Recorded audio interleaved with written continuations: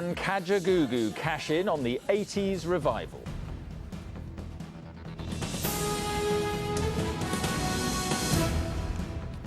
Good evening. A former Labour minister has been suspended up.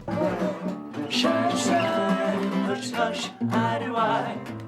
Unplugged, the Kajagoogoo boys back on the road, hoping to cash in on 80s nostalgia.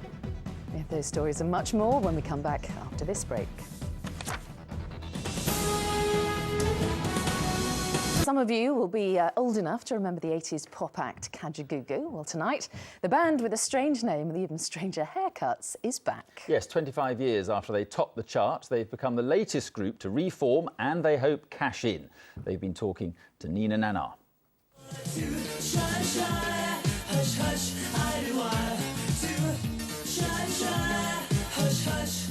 The two-tone mullet, the clothes and that song. Very much the 80s. But these days, being big in the 80s is a never-ending story.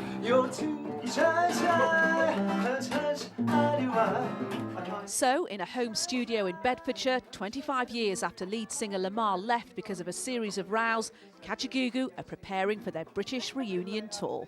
We were unresolved, you know, we broke up after 18 months, we had this huge success, and we've grown up a bit. Yeah. A little bit. Yeah. And we said, why not? Let's give it a go. What about the money?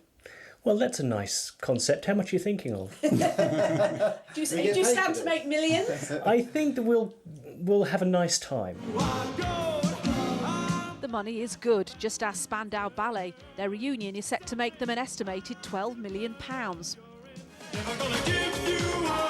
Even 80s star Rick Astley hasn't had to give up his career. The internet has made him a star again.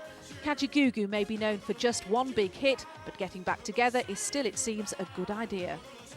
Nostalgia is really big, and nostalgia for the 80s is really, really big at the moment. And more people are going to concerts than ever before, so it just makes sense for them. But nostalgia isn't quite what it used to be. Where's the big mullet?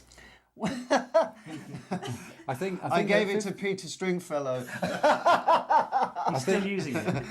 Nina Nanar, ITV News in Bedfordshire. Right, it's time now to find out what's on tonight's news at 10. Julie has the details.